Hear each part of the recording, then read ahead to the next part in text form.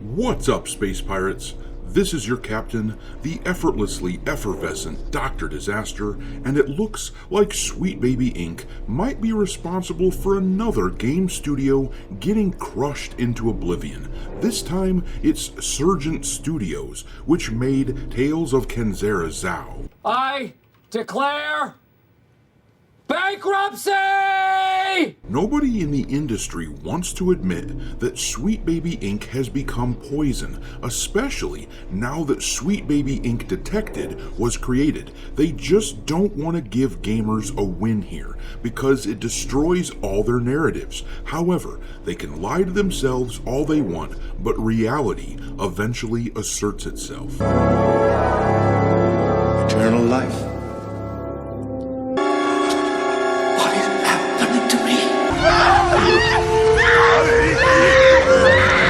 You chose poorly.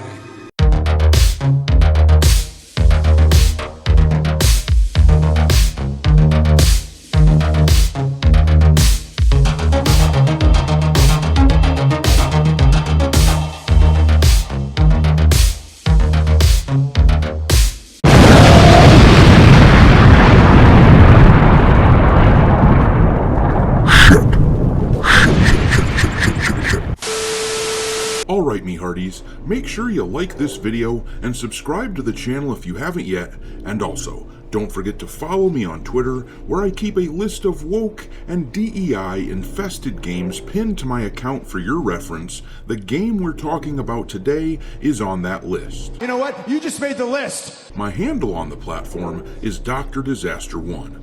But anyhow, like I said before, the mainstream media and the people working in the games industry don't want to give gamers a win on this subject, because if they did, it would crush all their narratives about the modern audience that they're always chasing. They'd have to admit that the modern audience doesn't exist, or at least that they don't buy games, and that gamers, real gamers, just want to play some fun shit. Kinda like the eye candy I'm using in the background as I talk here as a palate cleanser. But anyhow, let's read about the poor fortunes of Tales of Kenzera Zao from this article published by That Park Place.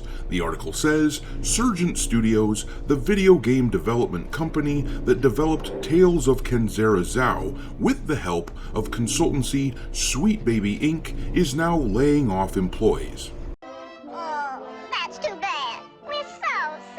As initially reported by Minimal Effort, numerous Surgent Studios employees announced they had been laid off on LinkedIn. Joe Philpott, a 3D environment artist, posted, "Unfortunately, I've been affected by the layoffs at Surgent Studios. If you or anyone you know is looking for a 3D artist with 3+ years of experience and multiple shipped projects and games in VR, I would love to talk more." Maybe you people should have protested when these DEI-obsessed harpies infiltrated your industry. Chances are that not only did you not protest when it happened, but you likely celebrated it. Either way, these people get no sympathy from me. I am tired of this narrative that, oh, actually, there's probably some really good developers out there who just want to make games, so we should feel bad for them with the state of the industry being what it is.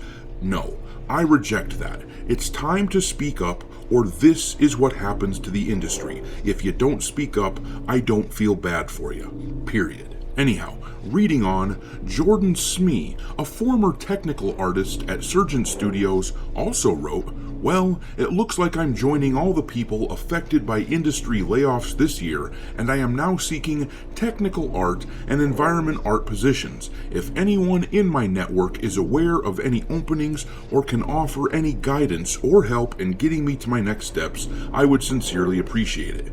He added, "Looking to start ASAP or as close to that as possible." If only there was a way to have prevented this sort of thing from happening. If only there was a way to have not done precisely what gamers asked you not to do, contracting with the likes of Sweet Baby Inc., constantly pushing a victim narrative when you should have been making fun games, constantly lecturing gamers. But now you're stuck in the unemployment line wondering what happened. Oh no!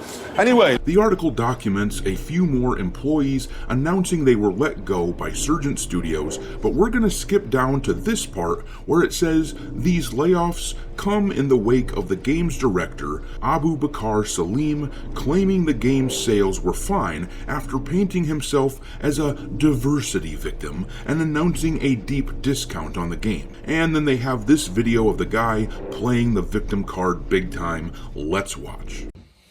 So I didn't want to address this, but we're here now. Look, since the beginning of my career, there's always been someone who's made me feel like I didn't deserve the opportunity I got. From Assassin's Creed to Raised by Wolves, I've had to ignore people saying that it wasn't the work that got me the opportunities. No, it was simply because I'm black. Bingo.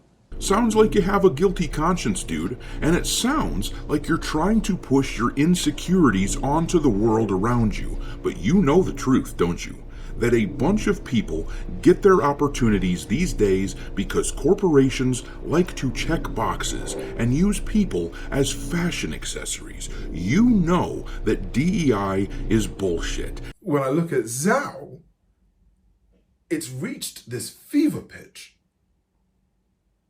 And look, don't get me wrong, right? There has been so much amazing and beautiful support for this game. The fact that it has inspired so many people and touched, so many lives. this is bullshit. Yeah, that's bullshit. It hasn't reached anyone, you lying sack of shit. But keep coping, I find it adorable. This is the Steam chart for the game. 5 people playing this turd at the time of this recording.